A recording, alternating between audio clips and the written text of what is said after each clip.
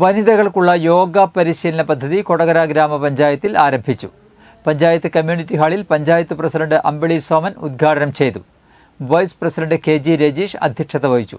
പഞ്ചായത്ത് സ്ഥിരം സമിതി അധ്യക്ഷ ദിവ്യ ഷാജു, കൊടകര സർക്കാർ ആയുർവേദ ആശുപത്രി senior medical officer doctor N Biju Balakrishnan, chief medical officer doctor Agnes Cleetus, Kodakara block panchayat അംഗം വി കെ മുകുന്ദൻ എന്നിവർ സംസാരിച്ചു.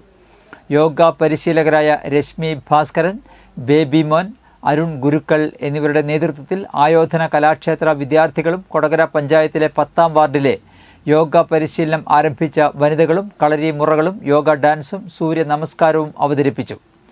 Doctor K Sreeji Ramachandran, K R Ratheesh എന്നിവർ ജോലിസ്ഥലത്ത് ജീവനക്കാർക്ക് ചെയ്യാവുന്ന യോഗ പ്രദർശനം നടത്തി. പഞ്ചായത്ത് പ്രസിഡന്റൊക്കെ എന്ത് ചെയ്തു എന്ന് ചോദിക്കുമ്പോൾ പറയണ്ടേ, സ്ത്രീകൾക്ക് വേണ്ടി എന്തെങ്കിലും ചെയ്തു എന്നൊക്കെ പറയാൻ പറ്റണേ നമുക്ക്. ഇത്തരം പദ്ധതികൾ വെച്ചിട്ടുണ്ട് ഗുണഭോക്താക്കൾ